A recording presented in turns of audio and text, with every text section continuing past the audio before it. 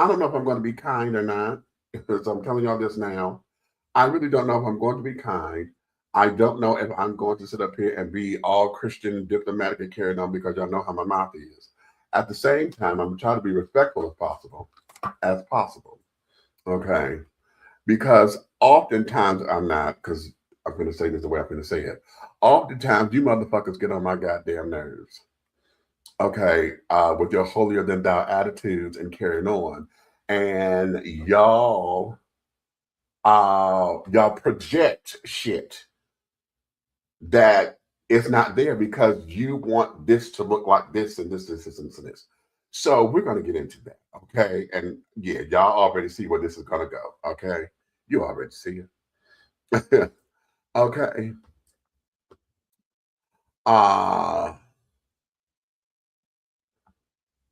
So be that as it may, let me go pull the video so that we can get into it. Let me bring Red up in here. Red, you ready?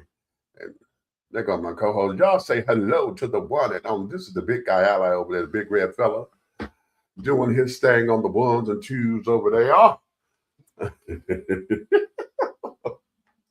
What's happening? How you doing? Okay. How your mama doing? Okay. So yeah. So let me go pull the video. And we figure it has some fun. What?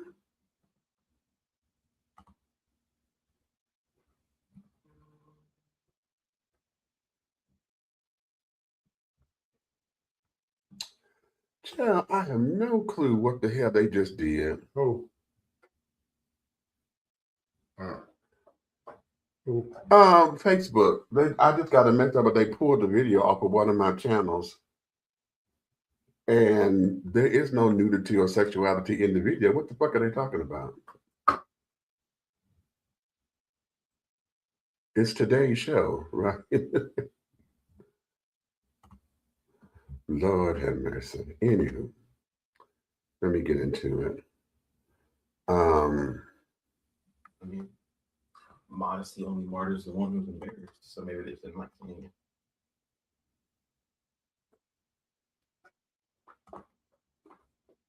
Weird. Mm-hmm.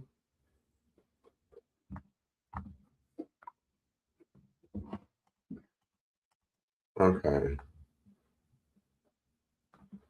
Yeah, I'm sorry, y'all. I just got to get into this because I'm trying to understand what the hell is going on that they removed that video, and it's from my main page.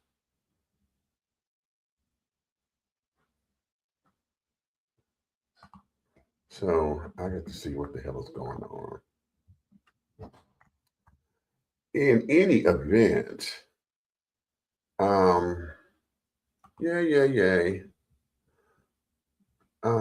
Damn, I hate when that happens because it throws me off. Y'all tell me a little discombobulated at the moment, but it just throws me off when shit like that happens. But okay.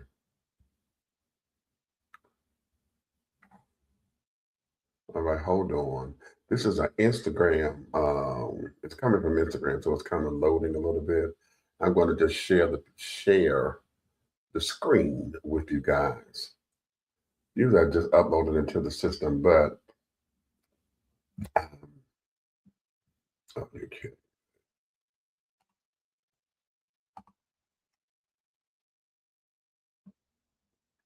So yeah, they say the page ain't responding. See, this thing is trying to throw me off. Mm-hmm.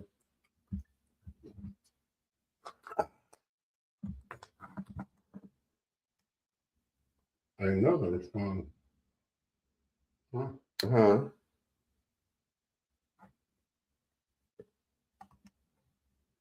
Is that voice thing even working when I talk? Yeah. I'm talking when I'm talking to the voice now. Yeah, wait a minute, let me go and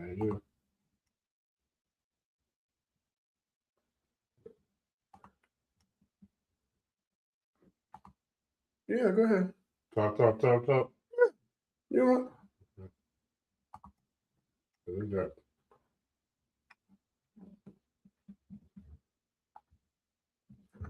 So yeah.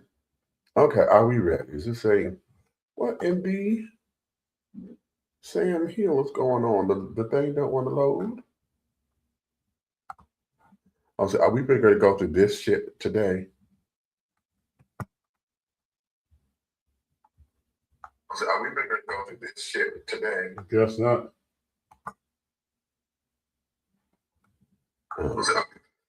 Shit today. It's not.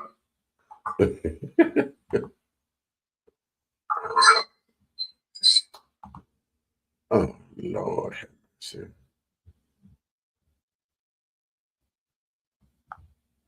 Oh, okay. I know what that is.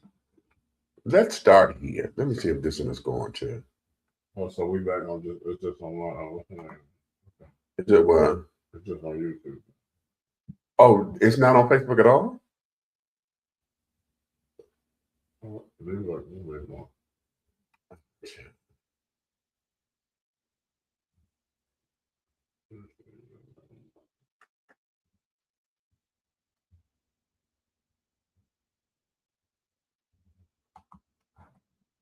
Okay. Well, here we go. Now the doggone videos don't want to act right. They don't want to act right. I just went through all this. Not that one. But anywho, y'all, let's get into it because I'm gonna talk about it and trying to find another thing to show you. But it is really, really, really, really too much for the world and not enough people to handle. No, but wait a minute, hold on. I think I got one that's going to play. Is it going to play? Skip this. Okay, hold on. We got it. Let me share this so that y'all can see this because I want y'all to get into his thing first, right?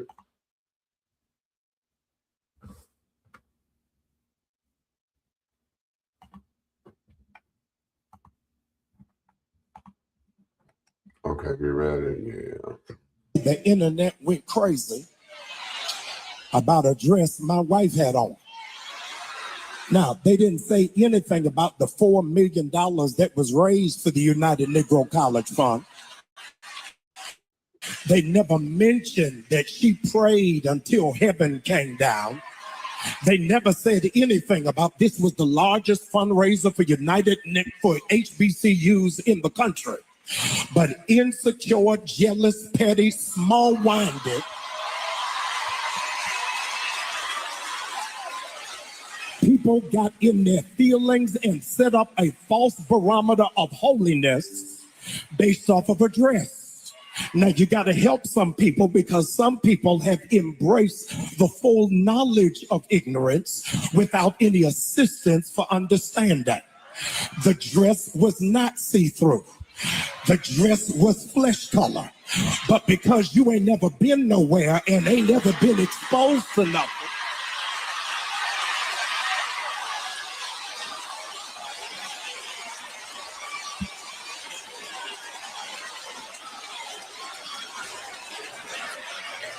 furthermore, I needed to set the record straight. Y'all don't like this. I need to set the record straight. I bought the dress. And I like it. I don't care whether you like it or not. She ain't mad to y'all. She mad to me.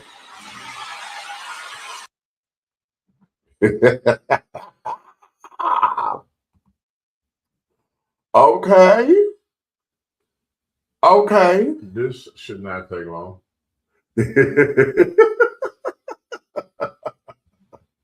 But hold on, I'm going to get the other part of this because where is it? Hold on, because I want y'all to hear this part that was said in the. Hold on, let me come back because I got to share this. Okay, let me share this. Share screen. Want to share that, and go. Met his wife the other day, and I guess you call that a flesh-colored dress. I don't know. I don't know. It's black dress and flesh color. It gives the illusion that she's not wearing anything underneath. And I heard the preacher when he defended her dress by saying, first of all, he bought the dress. And then he said, I want to address people who don't know anything, who haven't been anywhere, who don't know nothing. So I guess our objection to a man of the cloth presenting his wife in public looking like a $2 whore. Two. Two. At least two. Now, I didn't say she was. I'm not talking about her. My statement is not about her. My statement is about him. I said he presented his wife, and he said he bought the dress.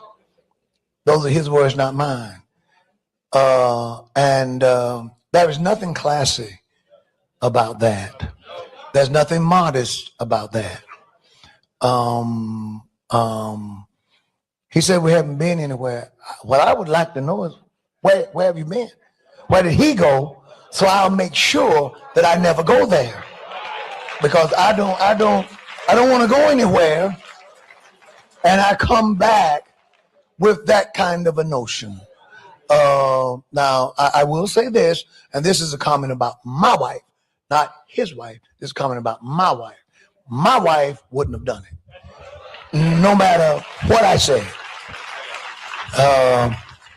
She just would have said, honey, I'll wear this for you. I'll wear this for you at home when we know the grandkids aren't coming. Because there is such a thing as decency. Decency. Y'all don't like me.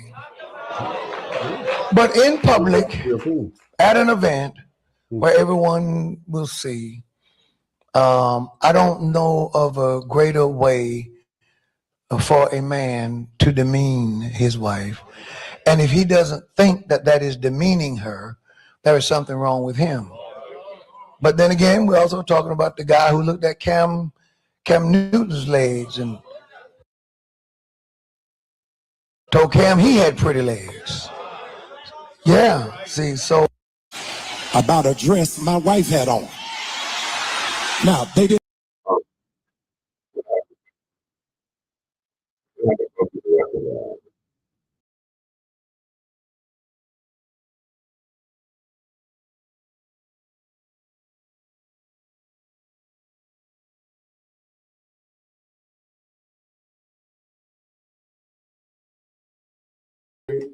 Come on.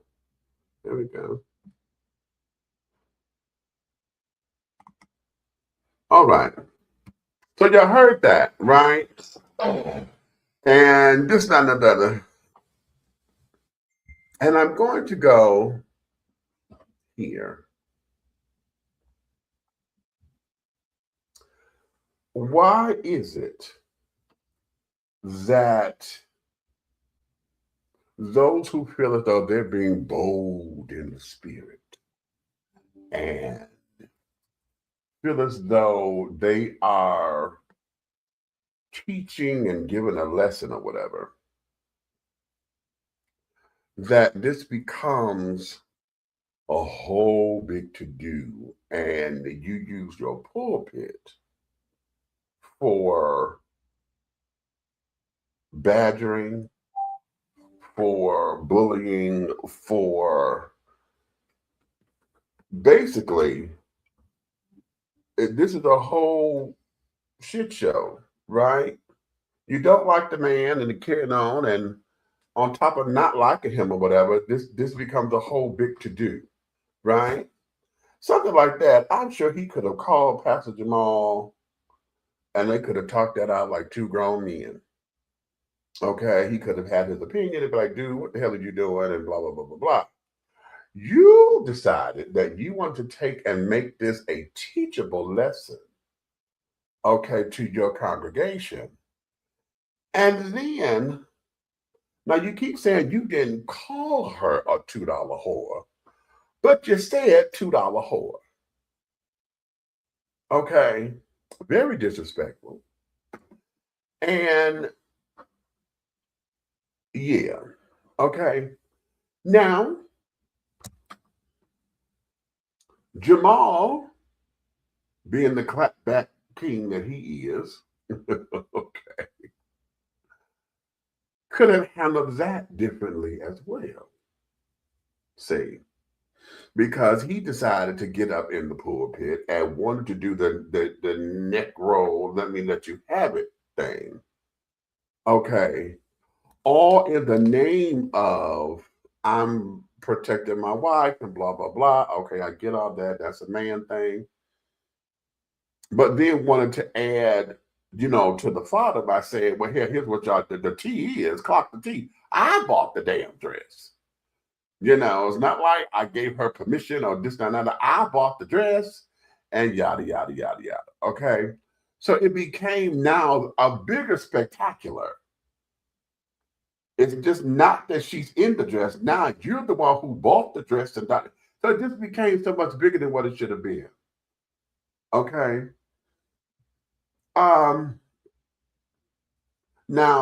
the Bryants were on Tamron Hall and this, that, and another, and Mrs. Bryant, as the minister herself or whatever, because she is the co-pastor of New Birth.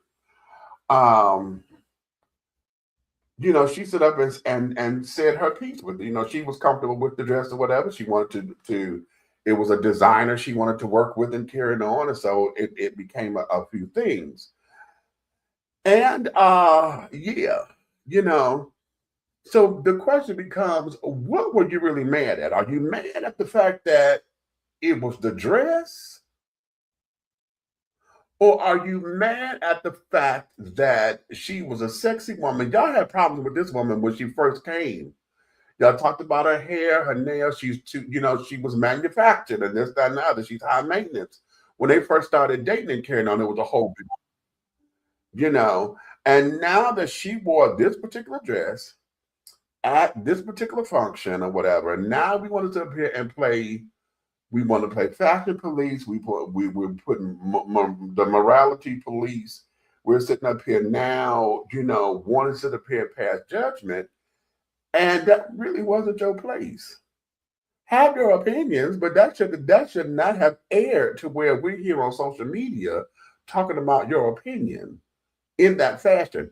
Or if you needed to have said it, there could have been a way that could have been much better than the way it has been presented. Because now what we have are two pastors sound like they're ready to go to, let's step outside. And so why are we here? Why are we here? And then the smug little reference when he says, oh, well, he said he bought the dress and this, that, and the other, blah, blah, blah, blah, blah.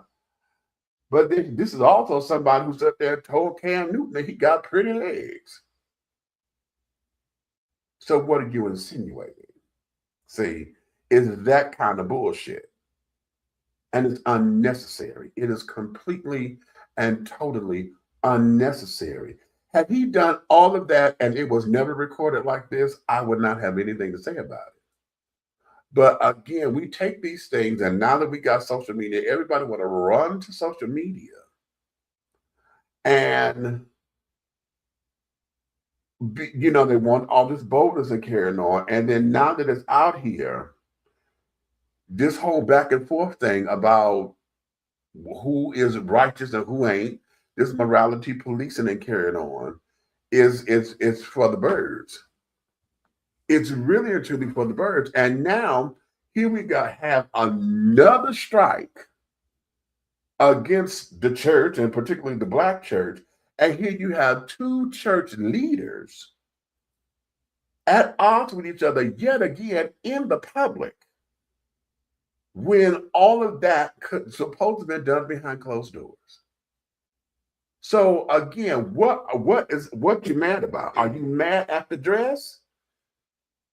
Okay, it gave the illusion that she didn't have anything on. Okay, now that may not have been your particular taste. Okay, however, you knew she was not naked and carrying on. It's a nude of illusion dress. Okay, it's fresh tone and blah blah blah blah blah. All right, why are we here? Okay. You ready? Go for it. Well, due to the fact that years ago I purchased that same type of material outfit or ensemble for somebody that I was dating. Uh-huh. Right. Uh-huh. And when I first saw it in the boutique, right, Right. I looked at it and I said, wait a minute. I said, can you see? I said, is that you? You know, because we were doing the shopping thing. Right. And stuff. And I was like, oh, I said, okay. I said, oh, I thought it was entertaining and an individual piece, you know what I'm saying? Like, Uh-huh. so I purchased it. Uh-huh. Because again, everything is not for everybody. Okay. So let's find a picture of the complaining pastor's wife and see if that actual dress would complement her shape. You went there. Because what's going on in today's religious sanctuaries, religious sanctuaries, Say it, say it. there's a whole demonic panther going on. And the overseers don't know nothing about it because the people that they got in control of it are the ones that are doing it. Right. Because those pastors have somebody covering them. See. And you're going to allow them to make a mockery out of the church based on a fashion statement during February, when we don't have much time to show how black we really are. Right, right, right. Okay, that part. Now, here's a problem I got, right? It's obvious that there's something underlying between the two of them. Right. It has nothing to do with the church. Exactly. Say it. Because at you all age, you got to know better than to use the pulpit for that type of mockery. You don't get up there and entertain the congregation, your sheep now, Right. as if they were at a comedy show. Right. Oh, come on. You said that. Say that. Say that. Okay. My thing is this. Is this Genesis through Revelations or is this Def Jam you bought a ticket? Oops. Okay.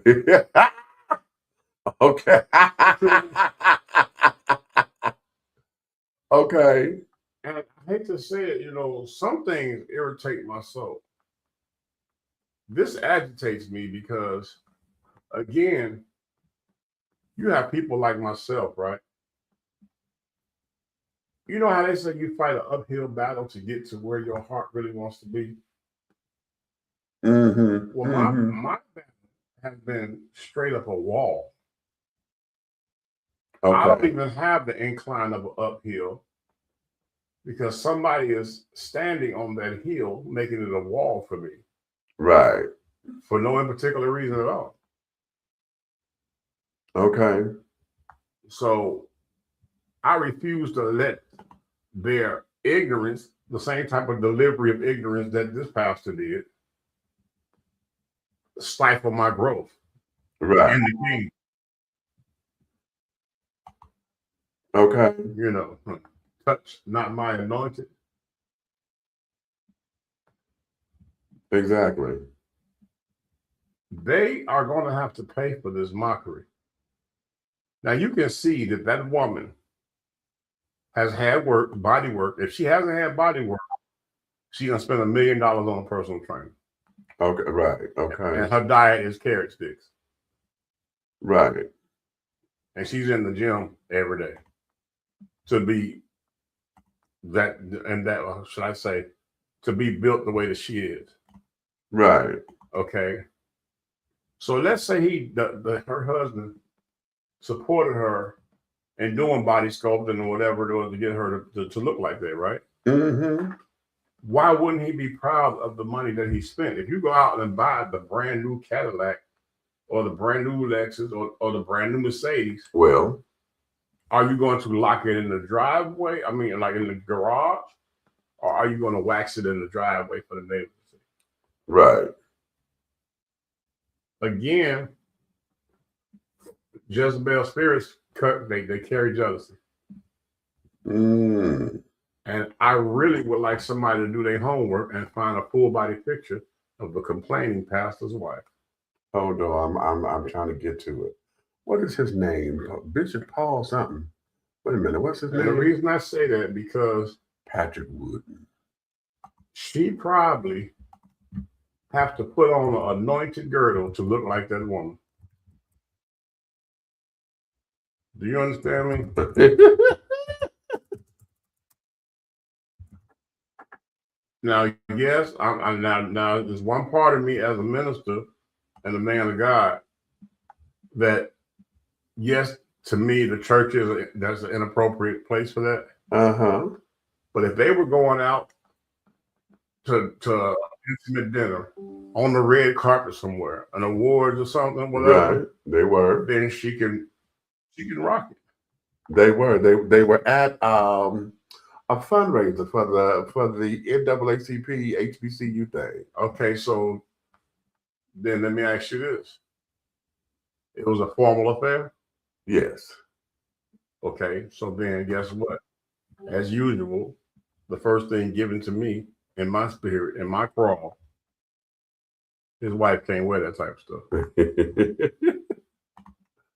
Okay. And I think it's just sad that right now people are divided and watching this. Now you got two men of God, right?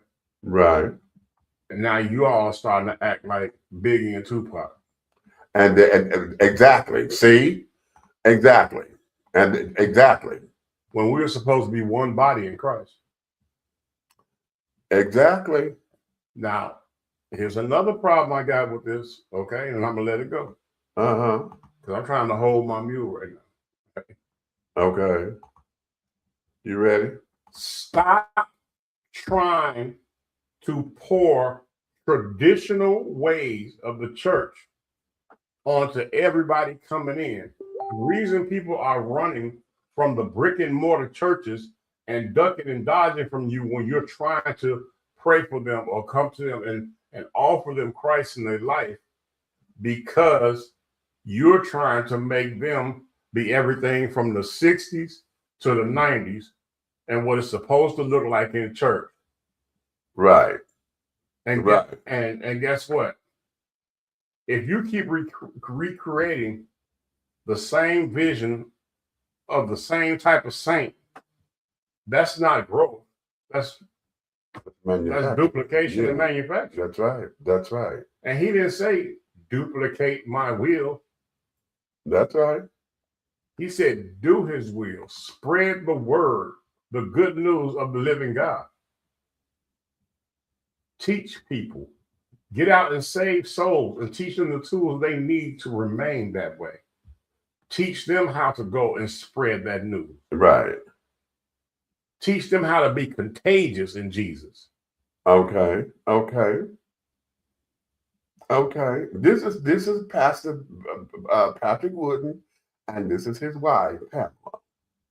And I see that's Pamela. Okay. Sir, I'm sure that based on the Lane Bryant cut that she's wearing right there, I'm sure if she took her clothes off when you all are having your intimate session, she probably opens up like a can of biscuits. I just could tell right there that she could never wear that type of outfit. You said a can of biscuits. So what your problem is, she looked like everything that you sneak around with. Mm. And you got a problem because he don't have to sneak around. He got it at home. Now let's go there.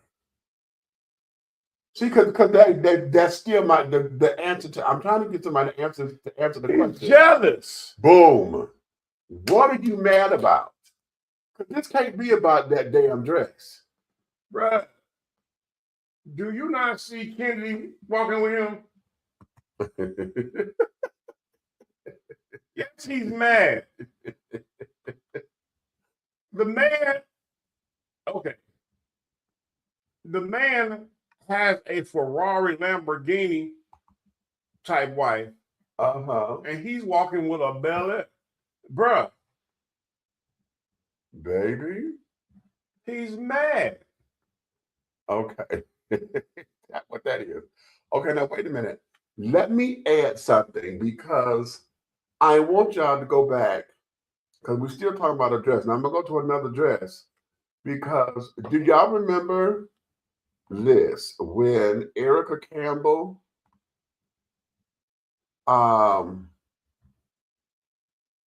they were trying to have this little dress controversy about her because of her album cover? Do y'all remember this dress? What's wrong with it? Everybody jumped on her. They were like, this is too sexy for church. She's supposed to be a woman of, she's a gospel woman. And she is. Yes. Praise the Lord. Okay. And she defended, she said, I'm a curvy woman. I can't help that. The dress is not, it's form-fitting. It's not all that tight or whatever. I'm not revealing anything. There's no skin showing. Okay, outside of the obvious stuff. Well, okay, well, you know what, y'all? Call Big Red because I told her she could wear the dress. Okay. Okay. Okay, because if she was mine, I'd have bought every color. Okay. And every shoe to go with it. Accessories and purse. Y'all gonna leave Erica alone. Take that down. I don't know. Leave my baby alone. Take that down. I'm mad. She said young girls shouldn't only get sexy images from people who are not proclaiming Jesus. I am, says Campbell. You know what? Hallelujah, baby. Okay. We're gonna praise together. And that there. Because what's saying that she's disrespecting anything. You understand what I'm saying? You see what she had on? Right. So you would tell her that she can't work the usher if she came in with that on? Well. Come on, man. Come on. That's why I'm going to tell y'all something. I can't speak for nobody else, but that's why I'm a believer. I'm not religious. Okay. And listen, that's my alarm, honey. What we're going to do, we're going to take a little commercial break. And when we come back, honey, we still going to stay on this because, see, this is fitting ready to feed into. Call Erica on the phone. This is going to feed into church mess. Do you really know where it's coming from? I do. Do you really know where it's coming from? And what is it? What is it about? Okay. So here, give us a couple seconds. We're going to be right back after these words. Okay. Wait a minute. Where am I? Yeah. Okay. And I want to go here first. Attention all business owners. Use your advertising dollars here. Looking to reach a more diverse audience for your products and your services? Well, this is the platform for you. Dishing Tea Entertainment welcomes all businesses who wish to expand their brands and looking for clientele that's more than grown and sexy, but also the seasoned and sophisticated. For more information on how this spot can be yours, contact Big Meat at 404-914-5610 or go to our website at www.dishingtea.com. Angelo Ellerby, the Henry Higgins of hip-hop, is the founder, president, and CEO of Double Exposure Media Relations. Double Exposure Media Relations is a full-service public relations, marketing, and artist development firm specializing in publicity, photography, artist promotion and artist development, makeup artistry, event production, and EPK development. Celebrating over 45 years in the industry, Angelo believes that a culture that does not take care of nor respect its artists is a culture that leaves nothing behind to appreciate. Let Angelo help you make dollars and cents of the entertainment industry. Contact Double Exposure Media Relations at 201-224-6570. That's 201-224-6570.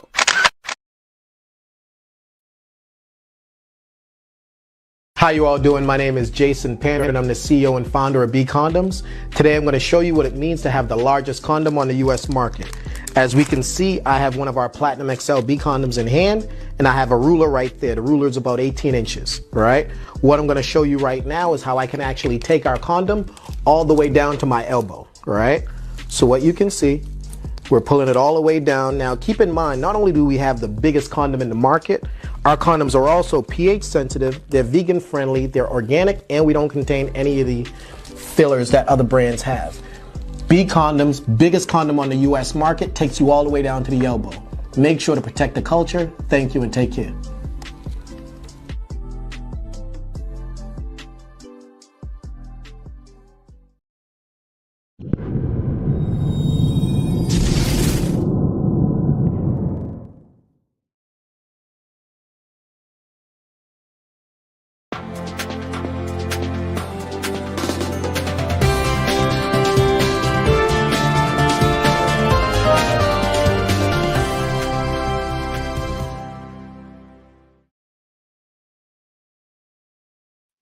And we are back. If you're just tuning in with us, honey, welcome to Dish Your Tea with Big Meat. I am, of course, yours truly, Big Meat, and this here is the big red fellow over there, the big guy I lie, honey, who is my co-host and brother from another mother. And we were just discussing about Pastor Jamal Bryant's wife and this dress, and I know. I'm sorry. I need a Valentine. Yeah. Cupid. Oh, good. No, finish your commercial. Doesn't lie. Shit. Okay. Fuck. Anywho. 1-800. It's been red Valentine. We were just talking about the dress, and I know, it has been all over and stuff, and we just didn't decide that I didn't want to cover it here because at the time when it was all the hype and this, that, and the other, I didn't want to touch it because everybody else was talking about it. And I know y'all may consider it late news, but I want to tie this up into something else because there's a bigger picture that's coming out of that particular story that I think everybody bounced around. They want to talk about You said a picture? Huh? You said a bigger picture? A bigger picture. More like a stage play. Okay. That is coming out of that, and that there is, why is it that we got church mess always coming from the pulpit? You got two nationally known pastors who now are acting as if they're about ready to tap each other on the shoulder and say, you know what, let's step outside. Or one of them, okay, I'm gonna mess you up on site, one of those on-site kind of things, right? Especially with the one saying that that you bought the dress and she's looking like a $2 whore. See, that's too much. He took that way too far. Okay. First, because of who you are and where you're standing at, you should have never said that. That should have never come, and especially you in the pulpit. Now listen, I thought that was a sacred area. Okay, now I want y'all to understand something. I am as liberal as they come when it comes down to church ethics and carrying on, because I'm not all that. I don't consider myself to be a Christian. I've removed that title a long time ago because under that title has been a whole bunch of damage done. I am a believer. I'm a follower of the Christ consciousness and all of that. Okay, that's where I am. I also know that my consciousness and how my journey with God is, it has elevated into a plateau that most traditional folks won't accept. And that's fine because this is not their walk. Okay. So why are they always trying to put your shoes on? Good question. Because they thought because they could wash my feet it meant something. Oh. See, they still want to do the WW. What would Jesus do? Oh, Uh-huh. okay, all right. Uh-huh. Well, if you know, I hear a lot of people talk about your culture, right? Yeah. And they talk about there's no. Matter of fact, my old pastor was he was a stickler for this. He used to say there was no Adam and Steve. Yeah. Right? Well, there's no neck and neck either. I thought it was supposed to be a head and a neck. and a Right? neck. That's good. But if it was a neck Wait a and minute. neck, We putting that on the t-shirt. We putting that on the t-shirt. I was just saying, one neck got to be more powerful than the other. Okay. I mean, the one neck is scared of the other neck. I mean, Oh, right. Well, you know, and so now what we have, as I said, we got these two pastors going at it.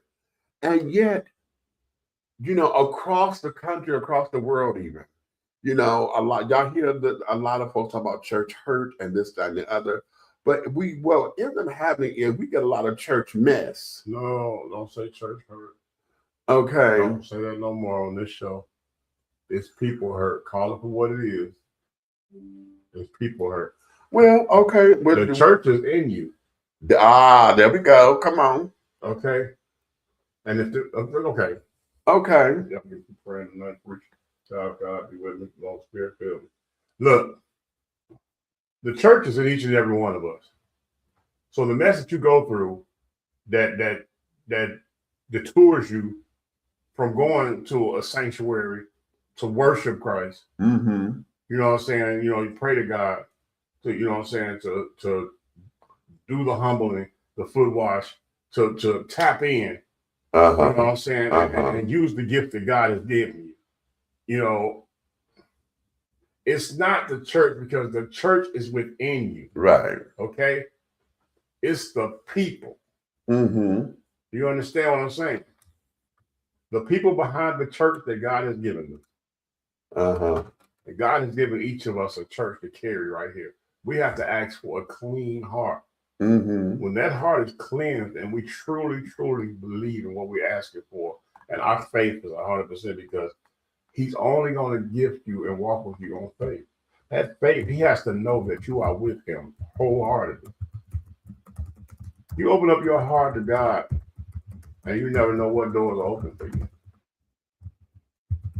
But if you're using the brick and mortar or the position of being over the sheep or the flock to cause havoc, you're going to be stifling your growth. I'm sorry. Your praise and worship is just as good as a cigarette. Okay. You're stunting your growth. So I'm a victim of it. But at the end of the day, people, we gotta get it together because one thing ain't got nothing to do with the other. And you're putting people in situations of the opposite of what you're supposed to be doing. If you are in leadership and you're supposed to be bringing people to Christ, saving these souls, what good are you to go under the water, cleansing yourself? Because when you come up, you're supposed to come up white and pure and be that servant, which all of us are. Titles mean nothing. Right. Servant. You come up that servant for Christ. But what if you just come up a wet, messy devil? Same way you went down.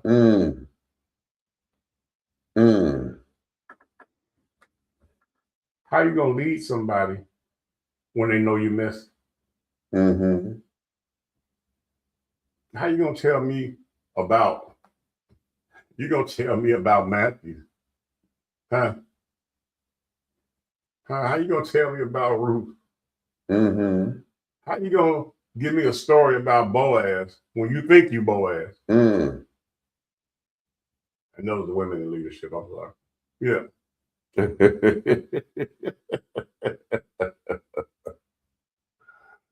I'm telling y'all today, we don't know the time nor the hour. Are you really ready? Because you're doing the devil's work, and everybody's trying to give the devil so much credit. Oh, that was the devil. It wasn't the devil. It was the person that had a hidden agenda, and they're hiding it behind the Bible and the laws of the Lord. Don't say that. Now there we go right there. You want to sit up here and talk about scripture and how things are supposed to go and what's traditional Right. in the church. Right. So where is it traditional that you lie on your flock? Where is it traditional that you put one against the other in your flock? Where is it traditional that you lie to your overseers in order to make your flock look bad? Where is it traditional that you're trying to buy your way into position? How about it? Where is it traditional where you have no information but a whole lot of labels? Where is it traditional where people are supposed to confide in you as a leader, yet other people in the church know the people who confided to you business? Where's the traditional where you're supposed to be sharing their personal intimacy of life that they have shared with you, that came to you for help, and you share with other people? Where's the traditional that you do that? You know how many laws you have broken in the church by telling somebody's personal business that confided in you as a leader? That's right. We're in a world of a New Testament, because in the Old Testament, they cut your head off.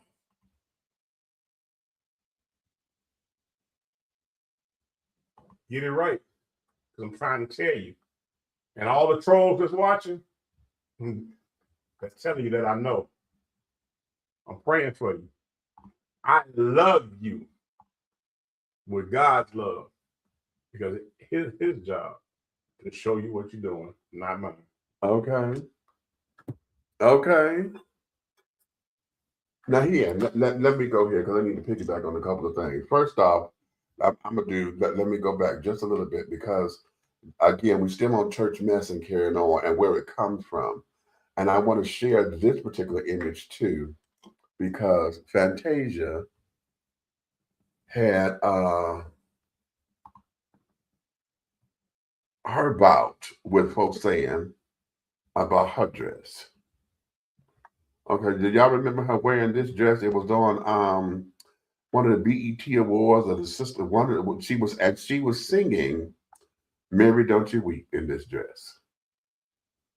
And because of this dress, the folks set up there, church folks now, set up there, oh my God, that's too worldly of a dress. She ain't got no business singing no gospel song or nothing like this. Huh? Do y'all remember that? And again, what do we have? We got messiness. We got church mess, church gossip, and it becomes. I need to ask you a question. Yeah. Okay, the world knows you're a gay man. You're openly gay. You know you do all the doggone. You know what I'm saying? Switching up the divinity and all. Okay, we know all that, right? Right. What did you see wrong with that dress that she had on? I didn't see anything wrong with it. I want you to think, what did you see anything wrong with that dress? I didn't see anything wrong with it. Again, Meech, people don't want to believe when I say this. It drops into me. Soon as something happened and said, and it's shenanigans, the answer comes to me like that. With jealousy. You can't wear it. Okay. Right. Let me explain something to y'all real quick, and I'm going to give it back to Meech. I need everybody to repeat after me, and the people who are still here with us, I want you to type it in the chat, okay? Everything It's not for everybody. Okay? Ah! Okay. All right. Okay.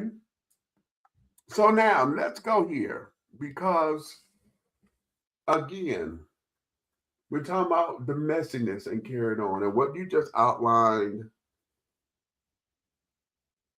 it has multiple layers and carrying on in it. And I say that because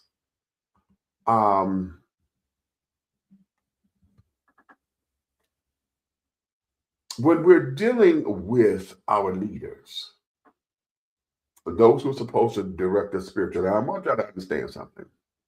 Oftentimes, the walk between the spiritual self and the natural self, the line is blurred because everything that we say or we have been taught from the pulpit or from any kind of spiritual setting, okay, the teaching and stuff are to wake up and to get your spirit in alignment, right? Now, once your spirit is in alignment, what happens with your natural self is that if you are living the life that you say your spiritual self is all about, whatever is not in agreement with what your spiritual self is, either that's what you're working on, or as I always tell folks, if you're doing the right thing, honey, what ain't for you is going to fall off anyway. Okay? Right. You're going to outgrow some things. Okay? You hear folks say, oh, I don't have the taste for this anymore or whatever. Or when I get around this, I get uncomfortable when I'm around in this situation because you've outgrown it. Yeah. It no longer has a purpose in your life. Okay? And what ends up happening is you get those people who, under the guise of being in their natural self, see, what we have all come up with is that our spiritual selves only activates when we in church. Right. Okay? Because we go to, oh, praise the Lord, hallelujah. You know, we do all that in church. But you know what bothers me? Go ahead. I do that on Monday, Tuesday, Wednesday, and Thursday. Exactly. And the people who know me on Sunday, if they don't believe me on Sunday. Okay, right. Right. So they don't see me during the week when I'm giving praise, you know what I'm saying, to the Lord. Right. I'm talking to people, asking them, you got a church home? You know, even if you don't, let me talk to you. Right. You know, simple conversations. And you know what my favorite one is? Which one? Is when a woman thinks you're interested in her. Uh-huh. She think you flirting. Yeah. And you flip it to Christ. Right. Okay. And she'd be like, oh, okay. I see you. I see you. And they be see you. They be flirting and everything. And I be like, you see me? I said, well, when last time you seen God? Right. When last time you prayed, girl? I know you pray every day looking like that. Right. Okay. And I do that because it takes that Jezebel spirit of vanity. Ah, come on now. And it allows me to use what is against the commandment. Right. To go towards the will of God. Because I'm clever like that, because I learned that the things I used when I was in the world that were powerful and got people's attention, why can't I use them for Christ? Right. And draw people to the word. Right. But you know what? It's not traditional. Right. It doesn't look like that. You know, I said. Do you pray like me? Do you pray like me? Okay. Do I pray like you? Okay. Huh? Oh, I highly doubt that. Okay. But here's where this is. Yeah, I saw that. Well, look. Catwalk. They want attention. Hey, how you doing? And for you all that don't know, I am a minister, but at the same time, I've been doing comedy for years. So I'm gonna switch my hat for a moment. Yeah, I'm gonna have everybody right now focus on that catwalk E4Z, and we're gonna apologize. You know what I'm saying? That we're sorry, you know what I'm saying, that you were raised in the alley, that you wanted to come on here for tell somebody they're still in the world. You don't know me, you know of me, probably. Maybe. No, this sounds like a troll that wants to, because his next comment was, "What are you doing for black folks?" You just looking to start a. See, this is baiting. What? Well, no. What am I doing for black folks? I'm gonna tell you. Don't apologize for you. God knows you. Well, then God knows that you're an idiot coming on here talking about me, that you don't know nothing about me.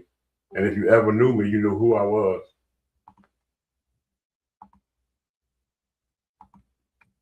So yeah, because we all come from somewhere, right? Okay, yeah. A lot of this and carrying on. You know, ask yourself those questions. Okay, ask yourself, because here, the conversation that we're having right now is about the messiness and carrying on, and why is it? See, and you're feeding right into it.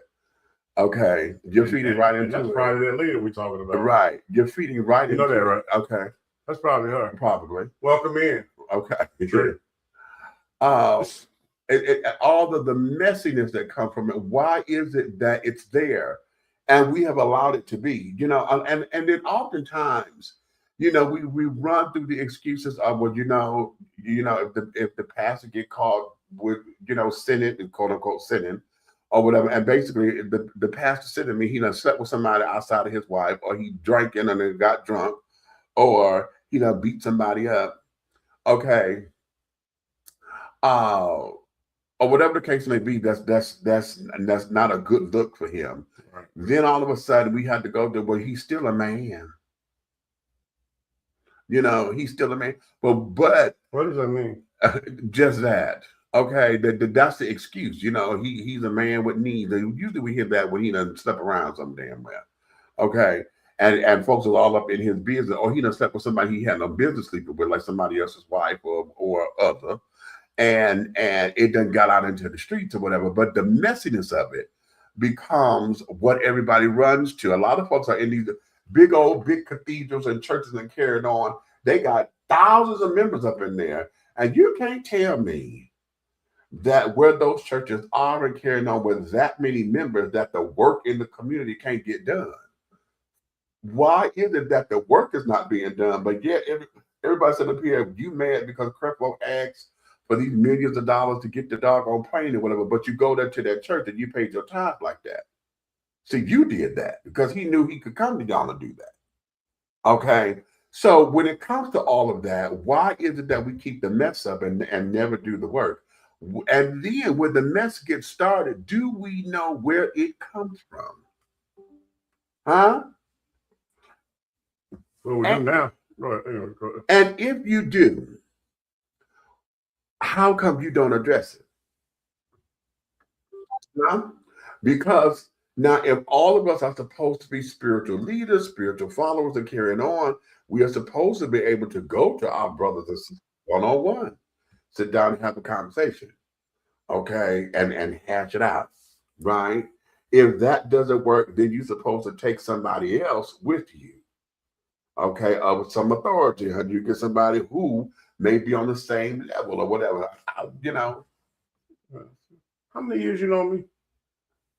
Almost 10. 10? No, it is 10 this year. It's 10 years. Sure, ain't more. So, how many times you heard me say that I want my own church?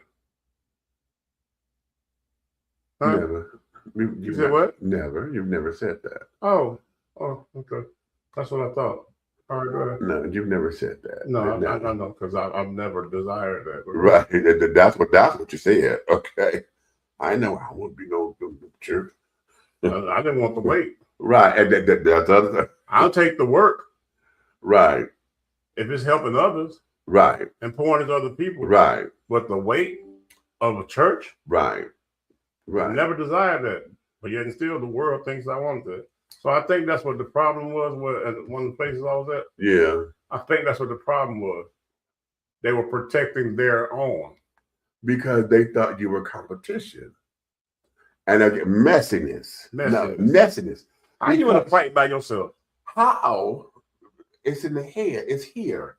It's here, and it becomes distorted because what you believe and what you're thinking or whatever, and instead of asking, and now here's the dichotomy to that.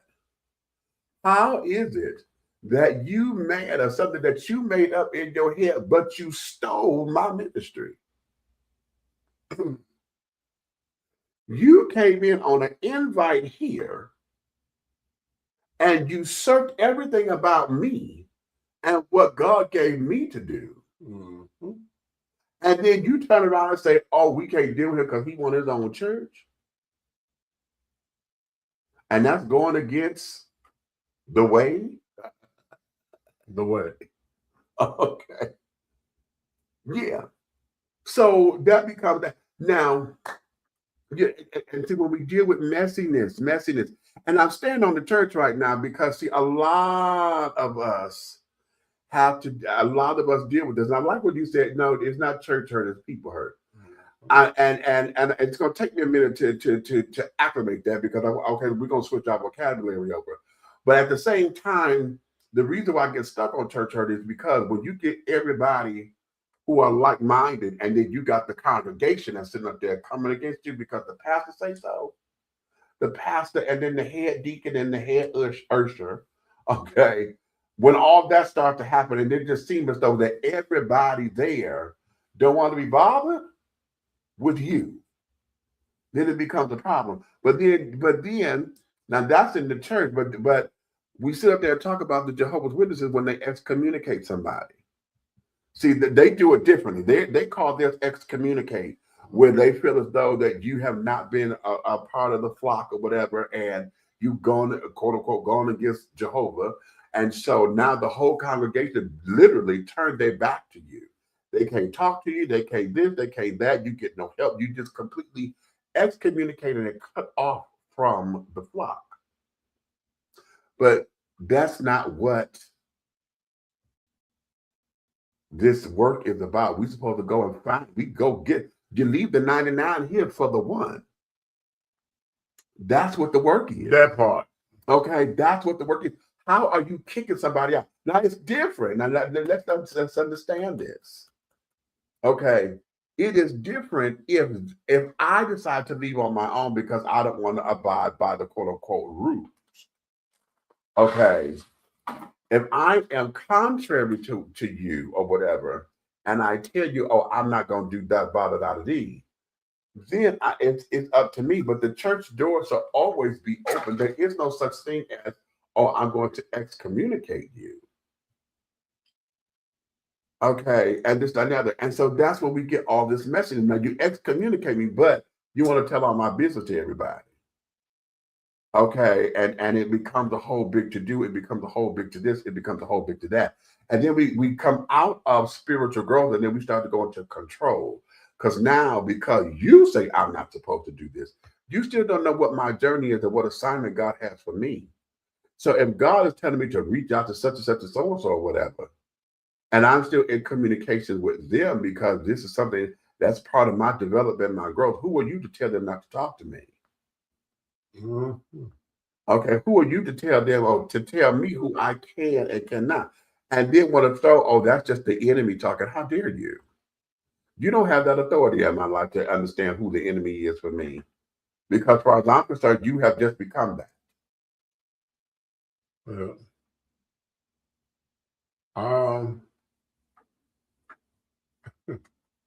What's today's date? February 6th. What year? 2026. Okay, so in 2024, December 21st, yeah. I remember asking a leader to come speak to me. Oh, yeah. And the leader wouldn't come speak to me. They came to the residents, Right. but they wouldn't come speak to me. And then they said they'll speak to me in a couple of days. What's the date? February 6th, 2026. I still ain't seen them. Right. Right. See, people don't realize the way they move is the way they feel. You got it. So, You got it. what's up, E? All the time. So when we're dealing with that there, you know, this is it becomes a complex issue because see now we're dealing with we're dealing with individual stuff. Because see now, just like your journey, whatever your spiritual journey is, God got you here for a reason. I tell this, and y'all gotta hear me say this a lot. And it's a teaching I want everybody to get and to understand and to get down into their crawl, honey. I need this to be embedded in your DNA. If you are within the sound of my voice and you are still here, you can still get up and you are here as in alive, then that means that the God of your understanding, my understanding, and whatever name you decide to call God, Right. okay, God saw fit to have you become part of this world because tradition, this from the pulpit, traditionally speaking, they say God knew us before we were in the womb. It's true. Okay? So if that is the case, and God is the Alpha and the Omega, can see the beginning and the end and know my life, and still let me be here on this plateau and on this planet, then that means God knows everything about me. So all of you who trying to put somebody in here, who try to sit there and say what is and what ain't of God, and this, that, and the other, God has already ordained my life, your life, his life, her life. God has ordained that life to be because that life is here. That's number one. The quest for us as human beings is that we have to reconnect with our spirit selves. That's what the quest is. To understand who we are so that we can be in alignment with what our spiritual duty is. How we are to align with one another, how we could be of service to one another in a capacity that will allow us to give God glory. Okay, that's the commercial break. Okay. Hey, Jesse, just not less GB. Now listen, okay, wait a minute. That's the alarm. We got to go to a commercial break, but I want to touch that before we go. Listen, because y'all, we love to throw that scripture up there, but there's another part to that we got to get. Judge not, lest ye be judged. Lest ye be judged. Here, that means that I'm paraphrasing because see, the same fervor that you give is the fervor that's coming back to you in judgment. Catch that, T. However you decide with the vigor and whatever you, even if you coming from a place of malice and venom, if you want to give all that kind of energy, do know that that's the same kind of energy coming back to you in your case of judgment. Here, it's coming back. So there is no, oh my God, and it's always, oh, don't judge me. Who are you to judge me? You want to get in your feelings in, but bitch, what, you the one bumping your gums? Yeah. Just what you say, karma. Yes. Okay. Karma. And in my book, I say karma is a good farmer, the best farmer in the world, because karma is going to produce exactly what you plant. If you plant Venom, karma is going to make sure that you yield a good crop. Here, if you plant patience, karma is going to make sure that you yield a good crop. Huh? That there. Okay, wait, we got to take a commercial. That was my commercial alarm. Okay, when we come back, we're going to go into another subject, and that subject is going to be traditions and our young people. Okay, did we train them, and did we do right, or do they have the information and they just don't want to do nothing with it? We'll talk about that when we come back. Google it.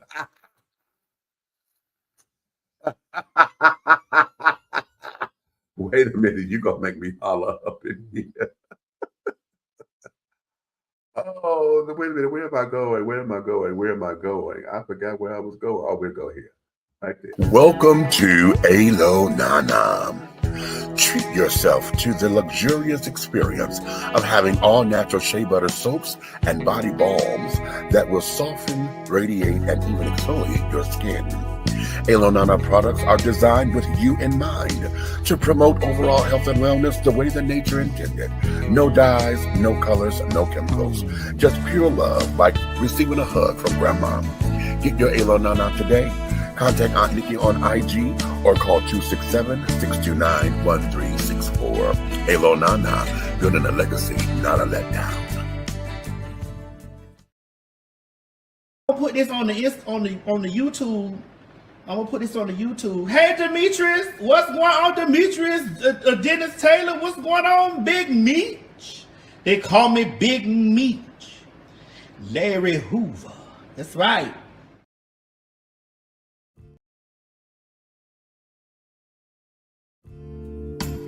Be bold, be unique, be the tea with a unique body oil fragrance from the Sensuality Fragrance Collection. The Sensuality Collection embodies a unique array of customized original scents created by Big Meech. Indulge yourself in such fragrances as eye candy, foreplay, anticipation, shower fresh, naked beauty, or pay homage to the motherland and choose an oil from our exclusive Wakanda collection. Over 17 different scents that will tantalize your senses. Order yours today. Log on to www.dishingtea.com for more information. Because remember, it's all about the tea. Sensuality, that is.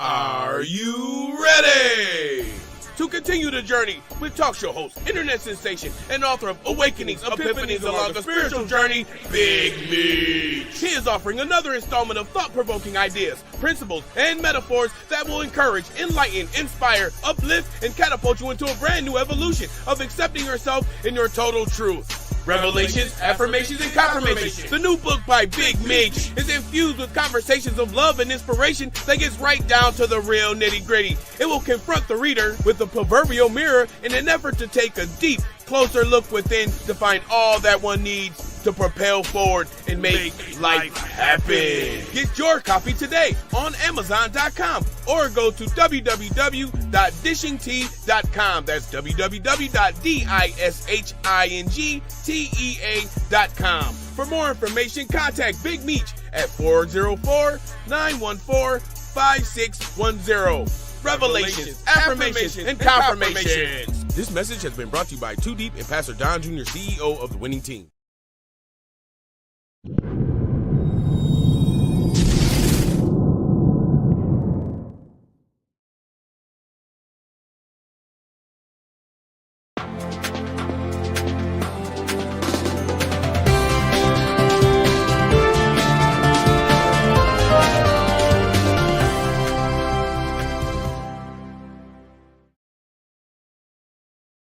And we are back.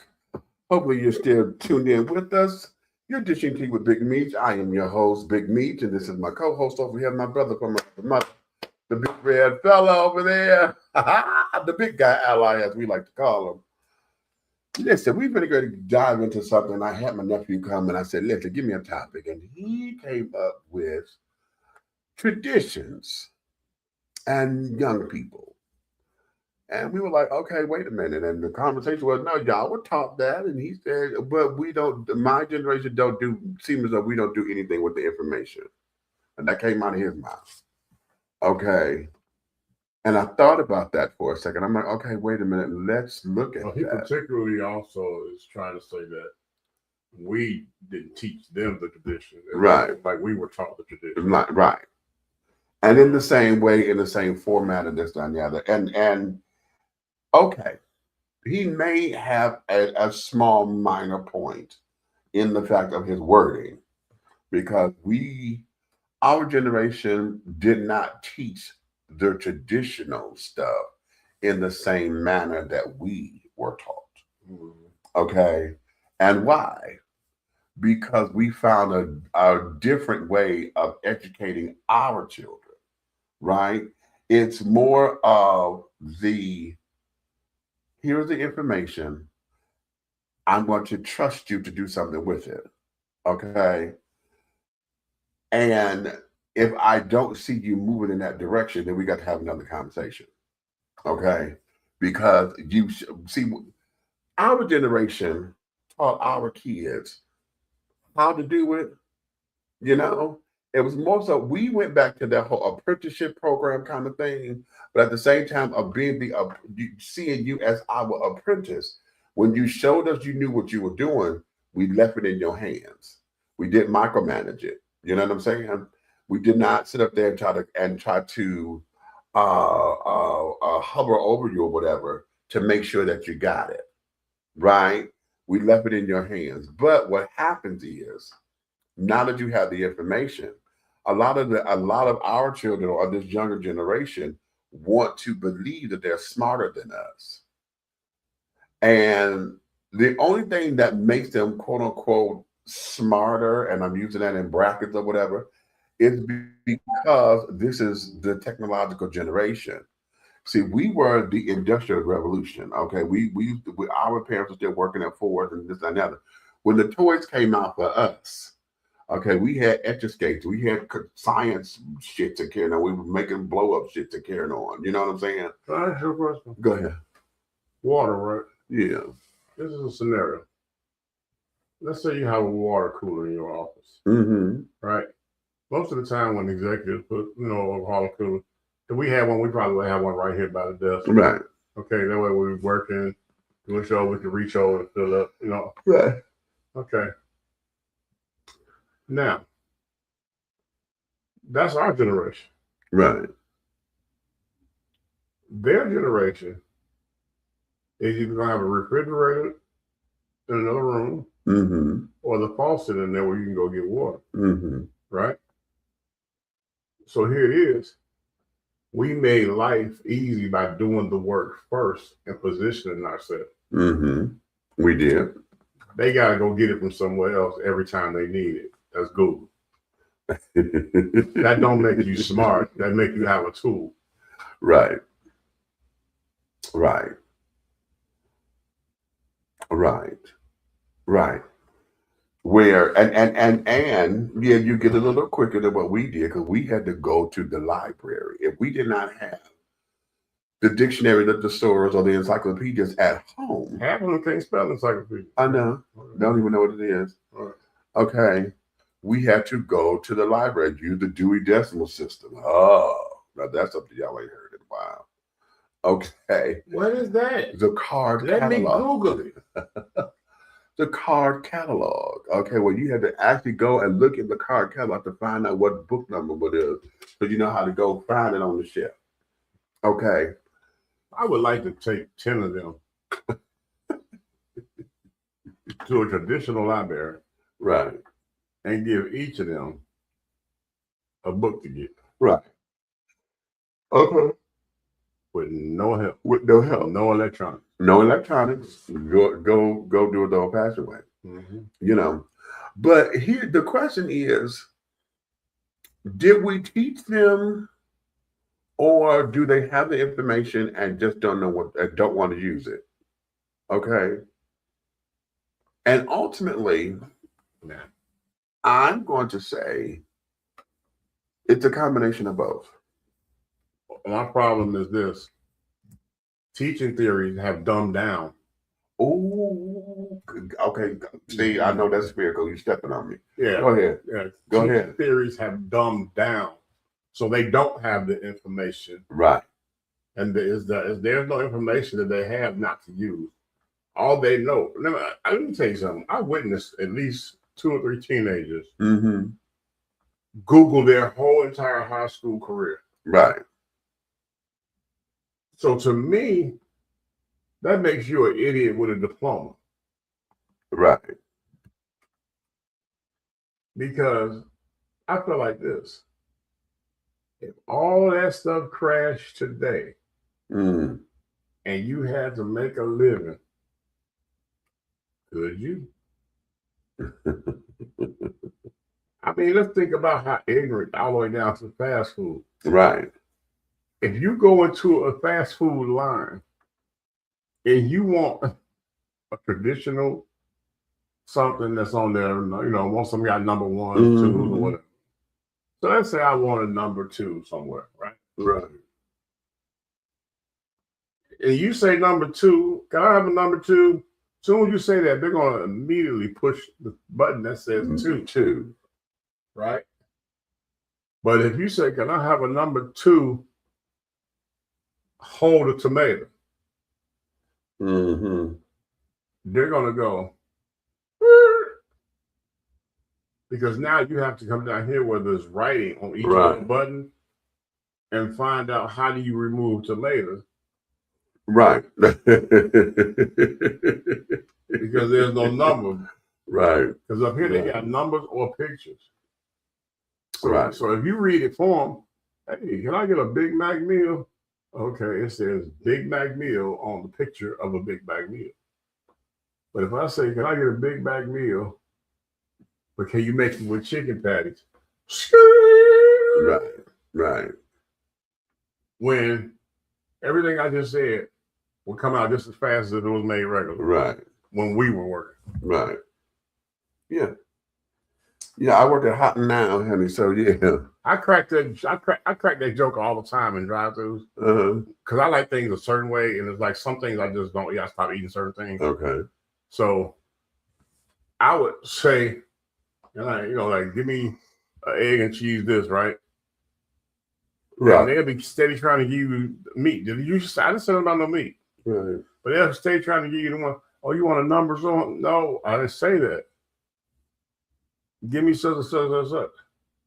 Then they like, okay, and most of the time they go, a hole, please, because they're going to get a manager to be able to ring that up. To bring it up, right? Because there's no button for that, right?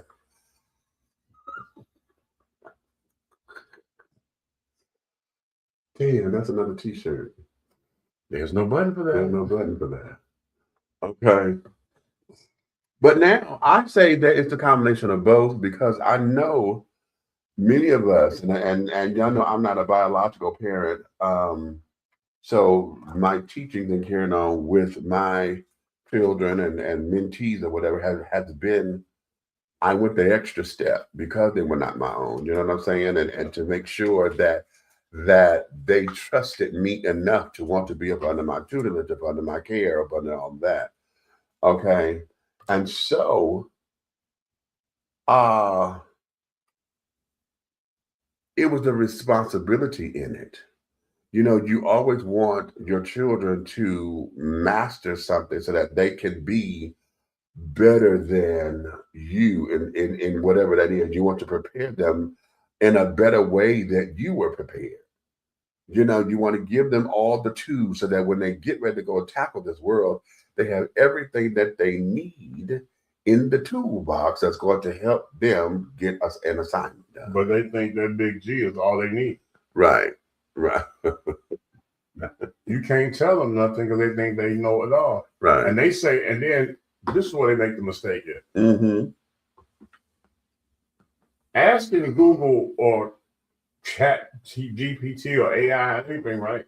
Mm-hmm. It's not knowing it. You don't know it. Right. If you have to ask a electronic device the answer, you did not know the answer. Right. The definition of knowing is I ask the question, you reply with an answer. Right. You don't pick up nothing electronic. You respond with an answer. You don't give me hold on and start clicking and clicking and clicking. Right. No.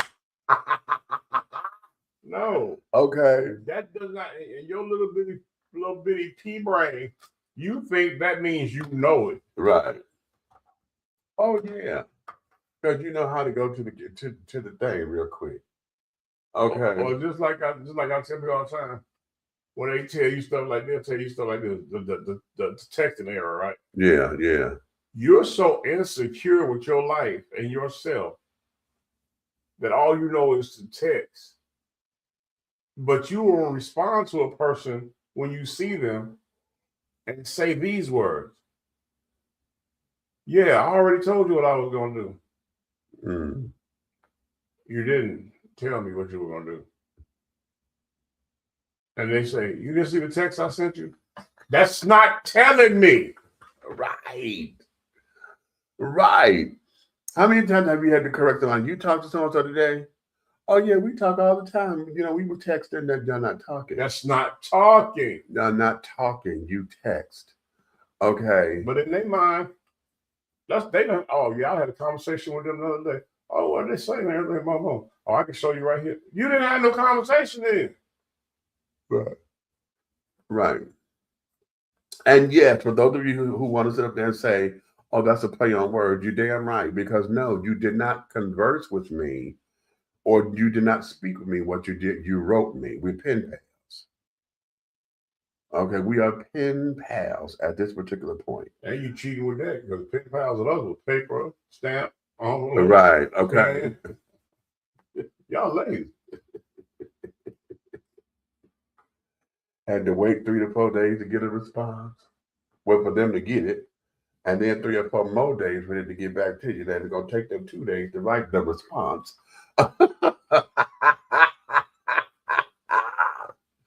Could you imagine? Hey, let me see. You know what's funny to me?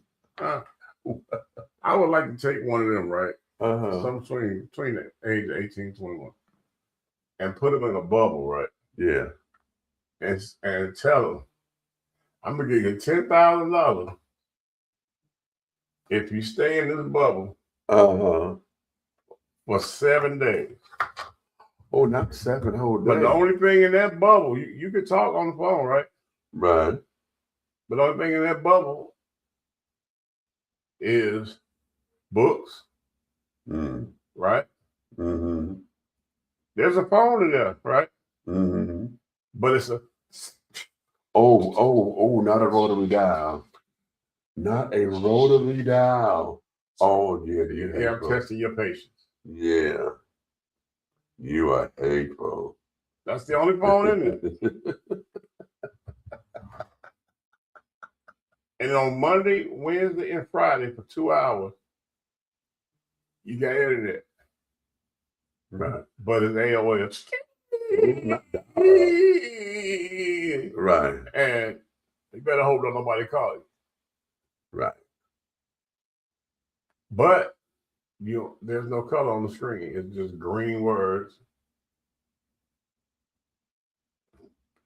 And you can type.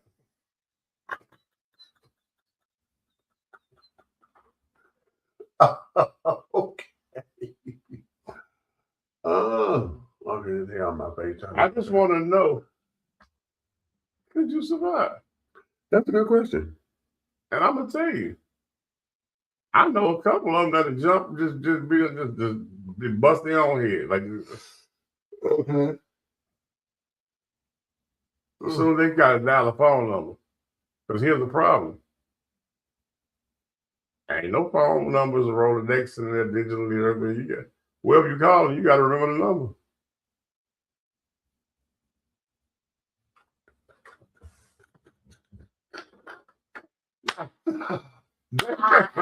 Wait. They think that would be cruel and unusual. Oh, wait. punishment. But that was a way of life. Keep the screen on me. It's making my eyes. Well, that was a way of life for us. Listen. You walk up, whoever you think about, you dial their number. It was the coolest thing when the handheld phone.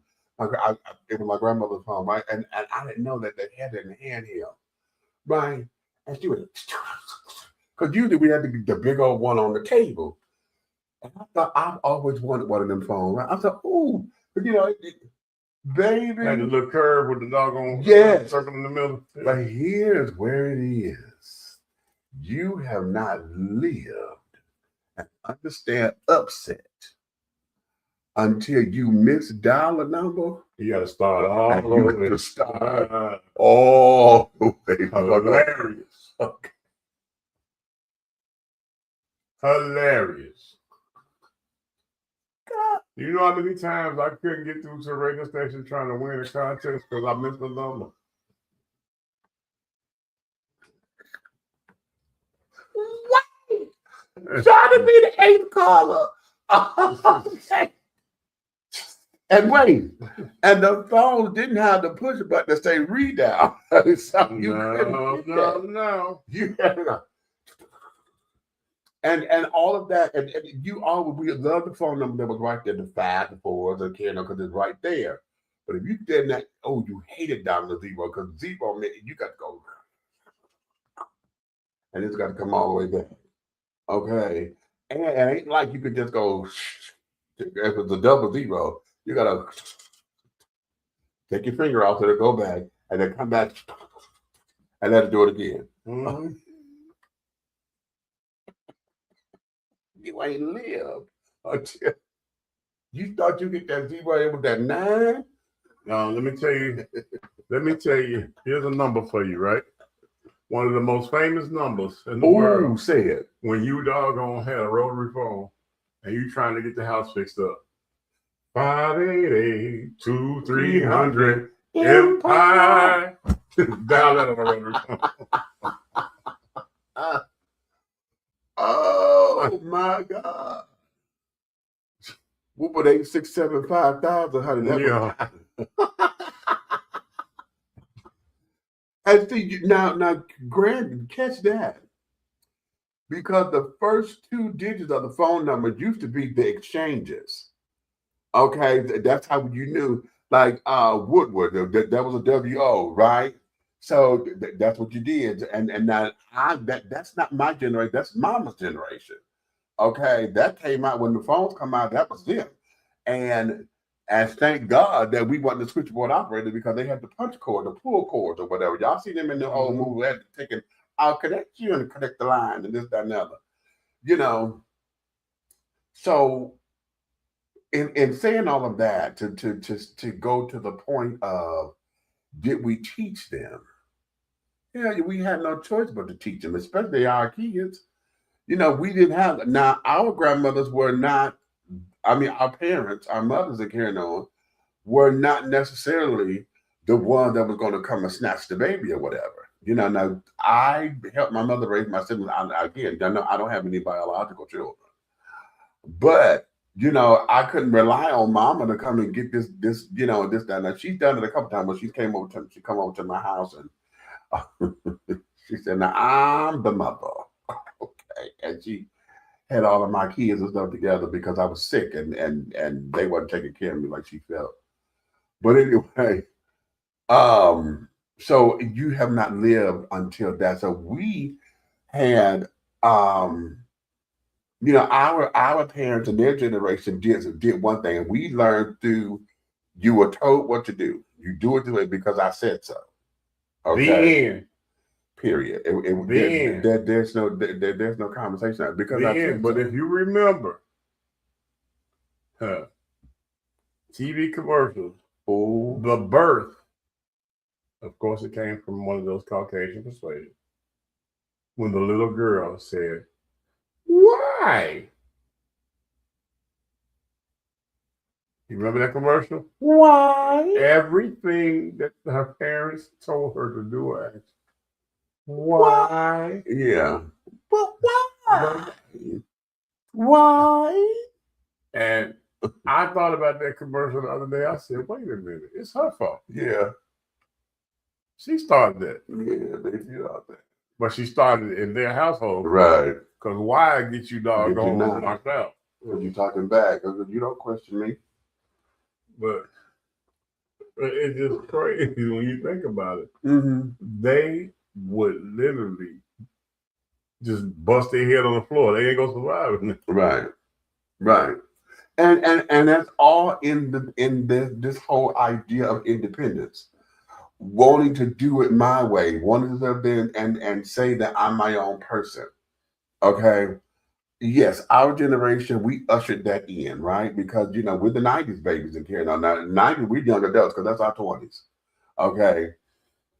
So, we had innovated, we were hip hop, innovation with fashion and carrying on. The asymmetric hairstyle became the shit. And this, that, and the other. So we were experimenting with understanding our adulthood, figuring out our power. The rap game was real tight. So now we come from before microwave. Yes. Oh, hello. I couldn't imagine one of them locked in the house with one pan, one plate, one spoon, one bowl, one cup. Okay. And no microwave. And no microwave. Could you imagine that? Mm-hmm. I can. I can. They'll be curled up on the floor. Screaming cruel and unusual punishment. And all the things. But the youth nowadays, I just a lot of it is entitlement because for whatever reasons, a lot of that come into what we're seeing as entitlement. Okay. And the sense of, oh, you owe me something. Like, no, I don't owe you anything. No, you did not ask to be here, but you are a gift from God. So now that you are here, don't think that I'm supposed to sit down here and completely jump through a hoop for you. No. Nope. But what will happen on the intellectual level that I am in parenting, right? Mm-hmm. I will set you up and make you think you winning. Right. And then walk away when I see the bridge come. Because one thing I don't do is forget. Okay. I didn't forget. Right. But that there is that. Listen, we're gonna let y'all get into it. I know this is one of them shows where anytime we talk religion over here, y'all get a little quiet on us. But that's because I really believe that oftentimes we don't have these conversations enough. And some of you may feel as though you can't relate or don't know how to get in on it. And here's the secret. Nobody does. Okay, when we talk about spiritual stuff over here, everything about us, and it's particularly with my teaching, is to help you to realize who and whose you are. Your power base is your power base, honey. Okay, and once you accept it, however you're going to accept it, if you accept it on the good, and I'm going to say that, in the light and carrying on, then we can work with you. If you want to stay in that darkness, that's the stuff that you say. Okay, but just make sure you get all your hope and your help and stuff from over there. Over there. Okay. Right there, around the way up the round, right next to the thing over there. You can't miss it. It's dark. It's hot. Okay. So, with that being said, my darling, it's been awesome. Yeah, this has been a cute little thing, honey. We'll introduce Black History Month and things of that nature. I've got to come up with some Black History facts like I did before. I got one. What? I got a Black History fact. Grandma buys a skillet brand new and she burns it when that's called seasoning the skillet. That's a Black History fact. The cast iron skillet that they make the cornbread in. And also is what they make a good weapon for Ray Ray. Oh. But Ray Ray was the second to get it because they didn't want to hit the kids like that. The first person to ever get it was the promiscuous father. So remember, your grandmother's grandmother made the black skillet famous, and that's your February Black History Month back. And there you have it. And there you have it, Doc. So listen, I gotta get my eye dropped. My eyes are getting tired. All right. So with that, honey, listen, you guys go have and be a fantabulous time, honey. For those of y'all who better get ready to go out, it is Friday night. Be careful out there. You know, I don't know where you are. I know it done cooled off here. We got 62 degrees today. Yeah. Okay, but it's supposed to get back down into them low numbers. So if you're somewhere where it's cold and snowy, if you ain't got to go, don't go, child. Okay, just stay your ass at home.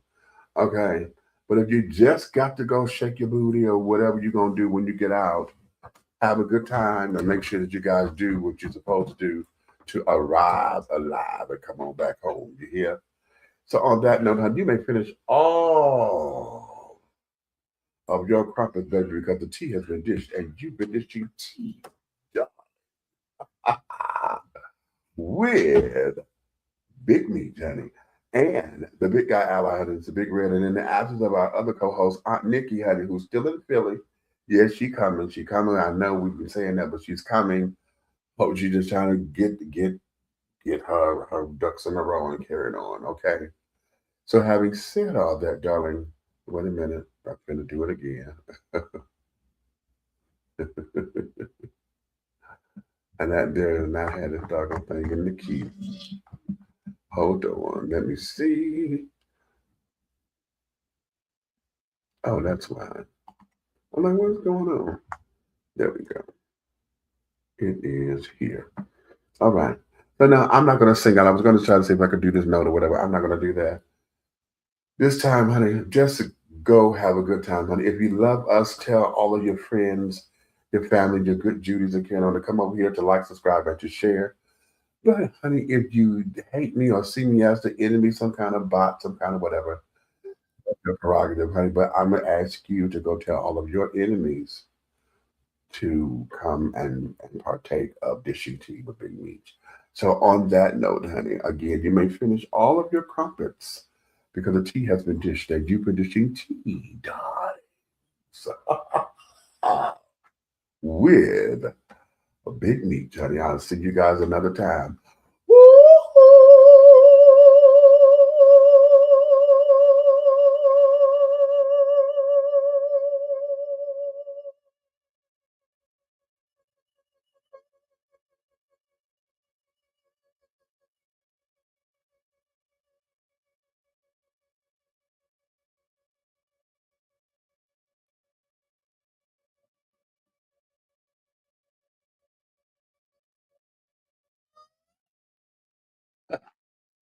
And scene. How?